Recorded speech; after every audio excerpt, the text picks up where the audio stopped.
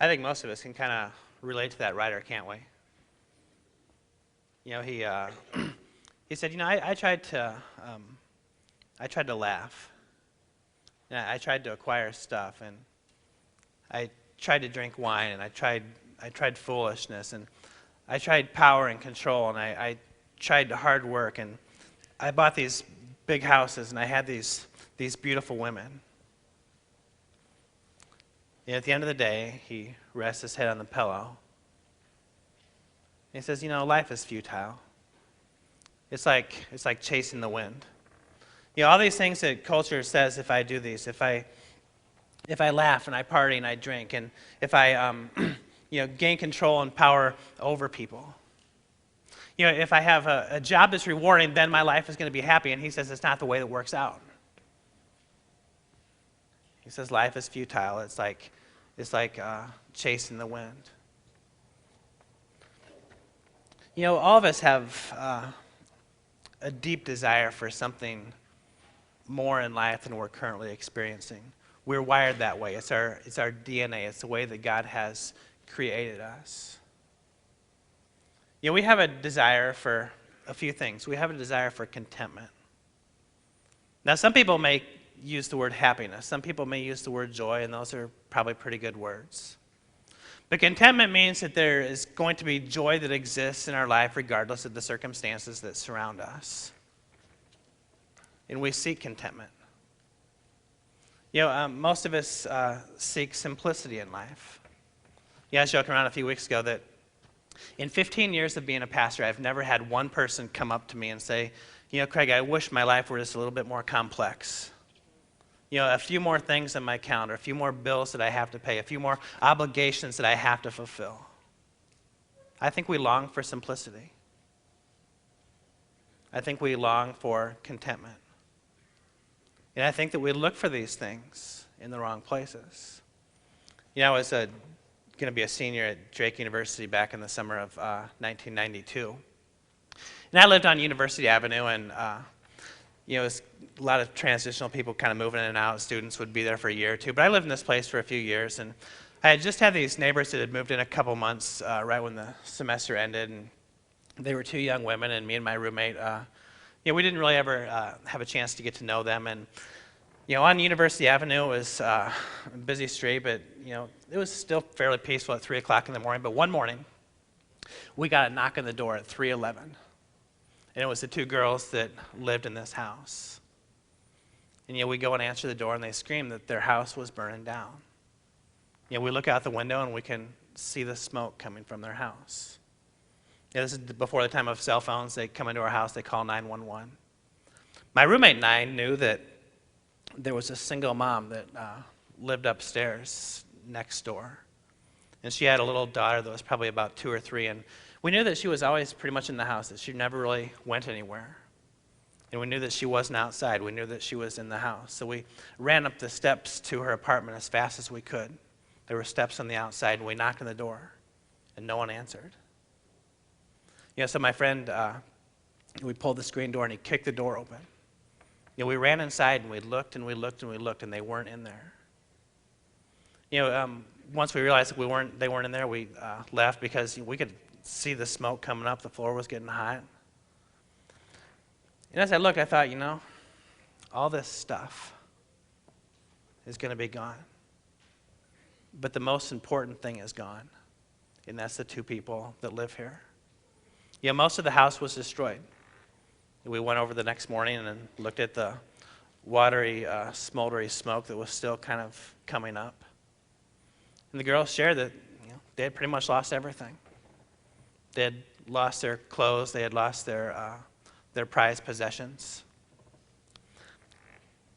And I think about that, and I remember from the teachings of Jesus in Luke chapter 12, verse 15, where Jesus is teaching about really what's most important in life. When Jesus simply says that life is not measured by how much you own. Do you believe that? Do you believe that Jesus, what he says is true, that life isn't measured by how much you own? I want to fast forward 1 year to 1993. And some of you may remember this. I had just graduated. I was still living in Des Moines, and during that June, there was this terrible flood that flooded much of the city. We didn't have drinking water for almost 3 weeks. We didn't have running water for almost 2 weeks. Now, a flood is a little bit different than a fire. The people whose house was flooded knew that there was a flood that was coming. They knew they had about 24 hours to get most of their stuff out of their house, or at least the stuff that was most important. Now, I remember, as a 22, 23-year-old man, I was watching the news, and you would see all these people with big trucks and U-Hauls and rider vans, hauling as much stuff as they possibly could out of their house, and we can't blame them. We would do the same thing. In fact, if you knew that your house was going to be destroyed in 24 hours, what is it that you would take out of your house? I was trying to think about that a little bit this morning. I'd probably take my computer because of all the stuff that's stored on there. I'd definitely take some of the old pictures, pictures that just can never be recreated. I'd probably take some of the things that remind me most of the boys and just some things that I definitely wouldn't want to lose.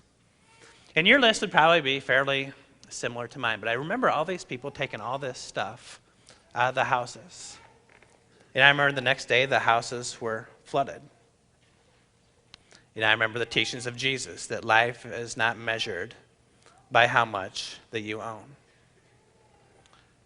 There's going to be bankruptcy.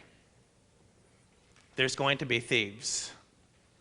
There's going to be deterioration. There's going to be death. As a pastor of my first church in Iowa, this was about 10 years ago, there was a man I visited, and I probably got to visit him about every other week or so, and it was a smaller church, and I got to spend more time with the people. And this man was probably about in his 80s or so, and I kind of developed a special relationship with the man over the next few years, and he always talked about how he didn't have any family, and then one day he died. I became the executor of his estate. I'd never done that before. In fact, I kind of thought it was a cool title, being the executor of someone's estate, and then I realized how much work it was, and it wasn't all that cool. And but he gave some money, and all the money went to the church, and we had all his stuff, and we still had to get rid of all his stuff. He had a cramped 2-bedroom apartment on the 3rd floor of an apartment building there. We gave as much of his stuff away that we could possibly give away, but most of the stuff we either put into auction or we just simply threw it away. I remember the day of the auction, everyone knew that the money was going to go to the local church where I served, and at the end of the day, the proceeds from this man's stuff were $4,217. I believe what Jesus says, that we're not measured by how much we own. We are not defined by what we have. We simply can't take this stuff with us. This stuff is not going to last forever. Now, I believe Jesus. I believe Jesus for 2 reasons. I believe him because he said it. I believe he's trustworthy. I believe that he is credible. Now, even if Jesus hadn't said this, if it was Mark Twain that said this, or if it was Aristotle who said this, or if it was Kierkegaard who said this, I would still believe each of them. And the reason I would believe each of them is because intuitively, I know that this is true. And intuitively, you know that this is true as well, that life is not measured by how much that we own. Now, the world will try to teach us differently. The world will try to say, if you can get bigger, if you can get better, then you are going to be happier. If you can get more of this stuff in your life, then you are going to be more happy.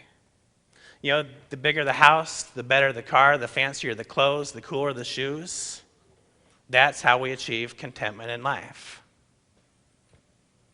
Solomon tried that in Ecclesiastes. He said, I had all this stuff. I had everything. And it's all futile. It's like chasing the wind. I believe that Jesus says that contentment doesn't happen by the stuff that we have. Now, we believe this. I believe that most of us believe this as well. Yet how many of us practice this? We have a purpose. There's 400 people here this morning. There are 400 purposes in this room. God created you 10 years ago, or God created you 30 years ago, or God created you 70 years ago with a purpose and a plan in mind for your life. Now, I don't necessarily know what that is for your life, but I know what it's not for your life. and I know what it's not for my life. We have not been created to live at this time, in this place, in this city, to primarily be a consumer of non-durable goods. That is not the reason why we are here. Yet many of us spend so much of our energy and so much of our time trying to buy stuff and acquire things that in the end aren't going to give us ultimate contentment. James McIntosh talked about contentment when he said, "It's right to be contented with what we have, but never with who we are." So it's a good thing to be content with what we have, but not with who we are. Now, some discontentment in life is very good. I hope that many of us in this room are discontent with our moral character. I hope that we will try to improve that. I hope that we try to get better every single day. I hope there's a lot of discontentment in this room about our discipleship and our walk with Jesus, and I hope that we try to make that better. You know, I hope for those of us who are married or for those of us who are parents, I hope that there's some level of discontentment in these relationships because we can be better parents, because we can be better spouses. You know, discontentment is good in some areas of our life. Contentment is better in some other areas of our life. With the clothes that we wear, with the food that we eat, with the houses that we live in, with the cars that we drive, with the gadgets that we have. You know, I was talking to a friend the other day. He doesn't come to the church and he doesn't listen to my podcast or watch the video, so I can talk about him all I want. And you wouldn't even, So he got a new iPhone, and he's a Verizon customer. He's been waiting forever for this iPhone to come out, and I said, "Cool, aren't you so excited?" You know, we were kind of showing our little gadgets back and forth, and he says, "You know, they're coming out with like this iPhone 5 in the fall, and I didn't really know if I should do this or not, and I'm not really sure if I should have done this." You know, part of me wants to like smack this guy in the head and say, "Okay, dude, 30 years ago, do you know how the telephones worked?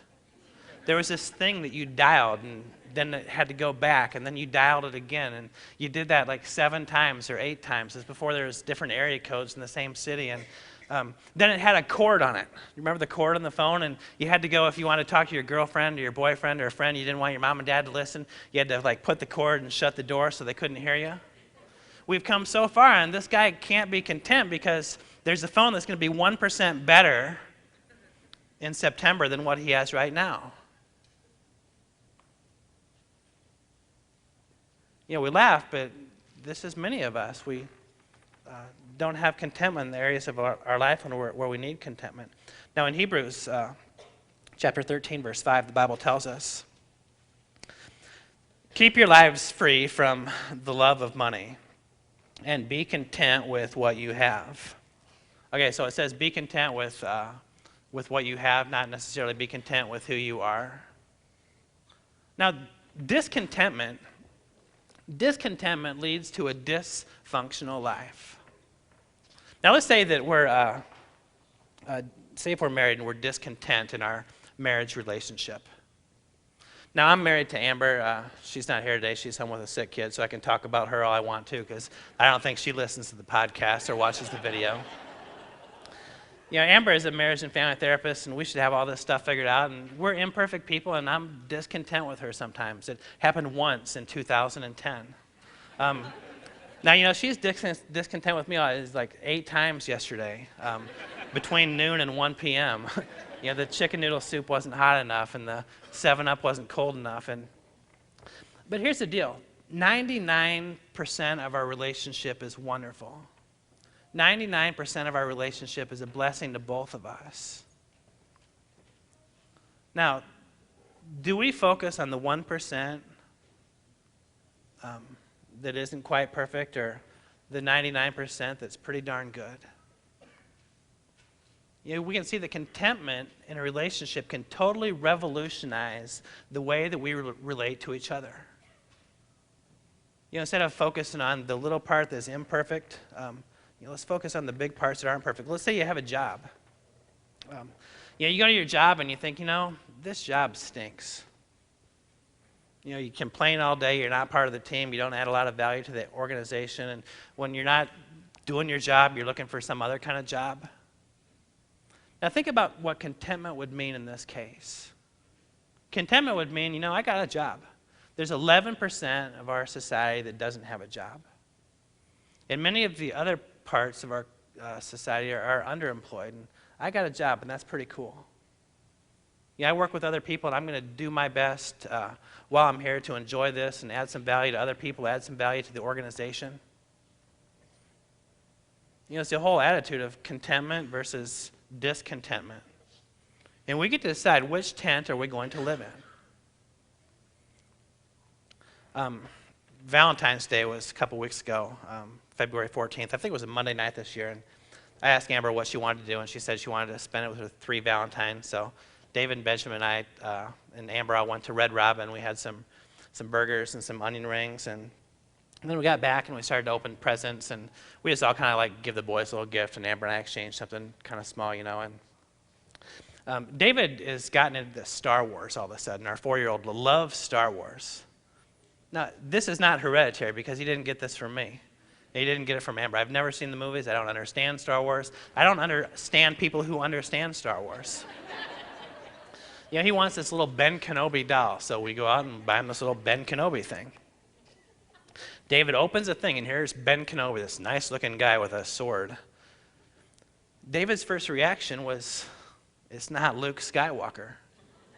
Sometime in between the time when David said he wanted Ben Kenobi and the time he opened up his present, Luke Skywalker now was his Star Wars character of choice. He was not content with the gift that we gave him.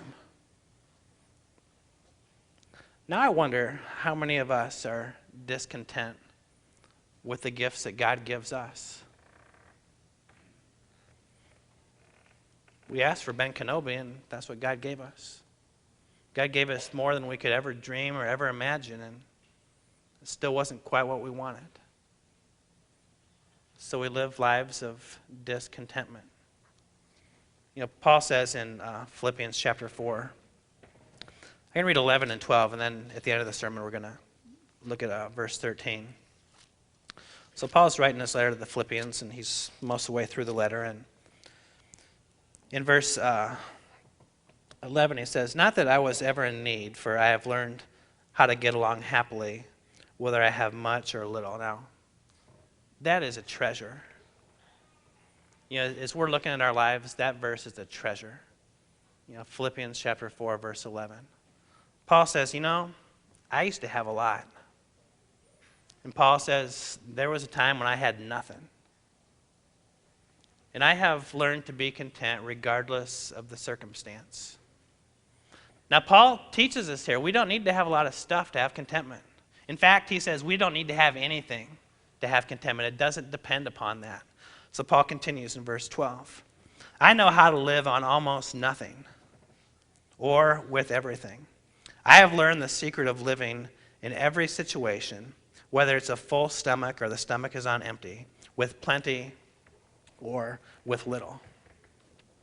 Now, Paul teaches us something that is just absolutely profound, that our contentment is not correlated to the stuff that we have. Paul says, I've had little, I've had a lot, and I've been content in both places.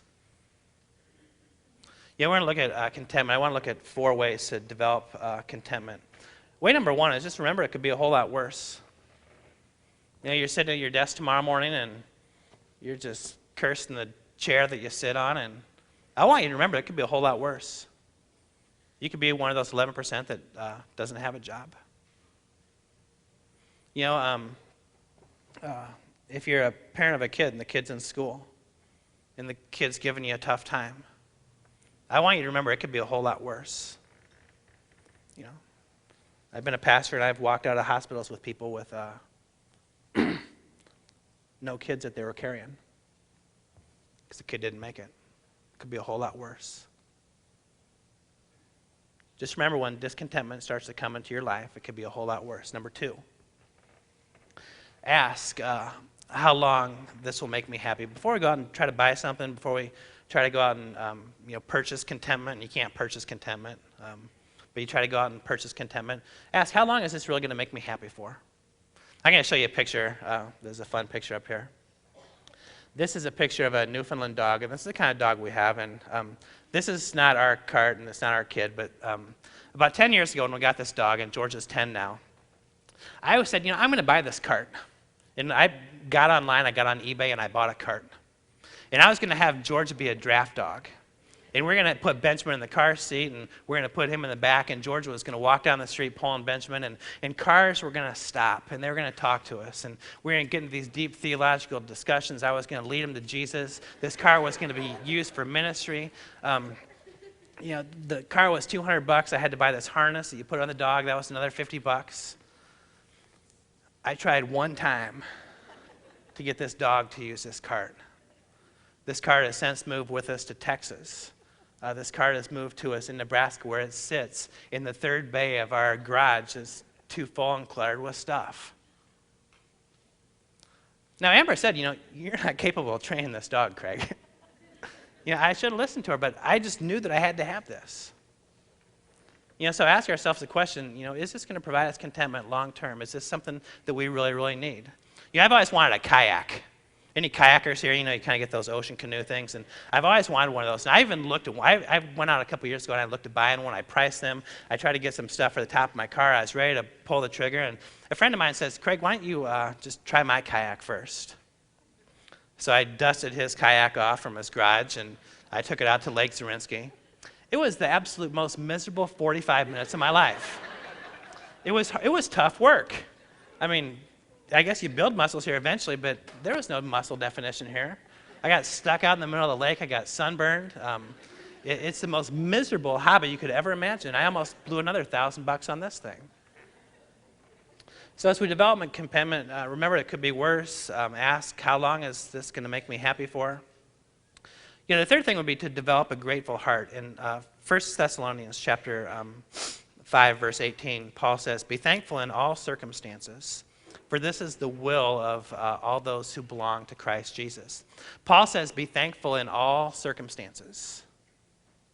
And I want to, sometimes when people are going through a tough time, and I've used this before in church, and I just want to kind of remind us of this, What I would encourage us to do is write down 10 things, write down 15 things, write down 20 things that we're just grateful for.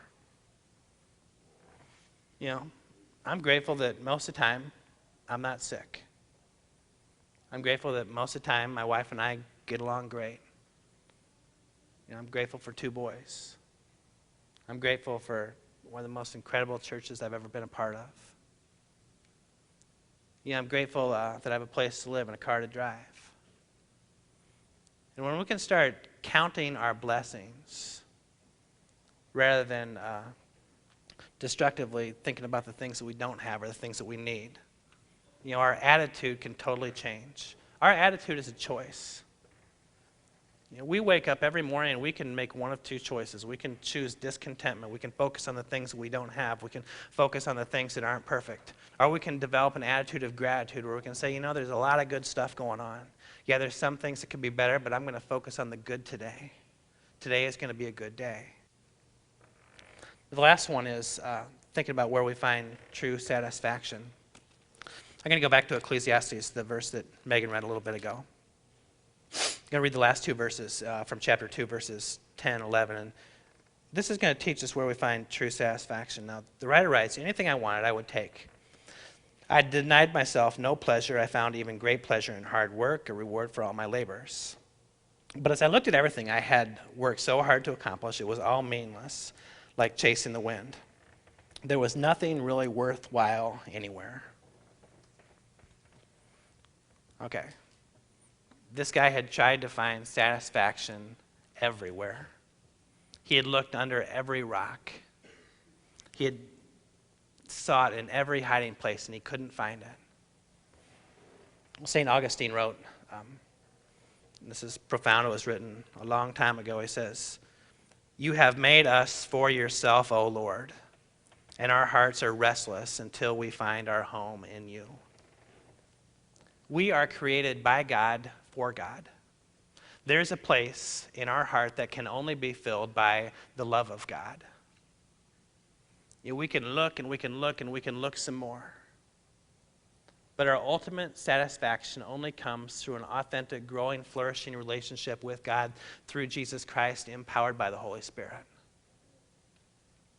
Now, Paul continues in Philippians chapter 4, verse 13. We've looked at 11 and 12. 11 and 12 was something like this. I've had very little, I've had a lot, and I found contentment. I've learned how to live on a full stomach, and I've learned how to live on an empty stomach, and I've still been content. I don't even need to read this one. I got it memorized in Philippians 4:13.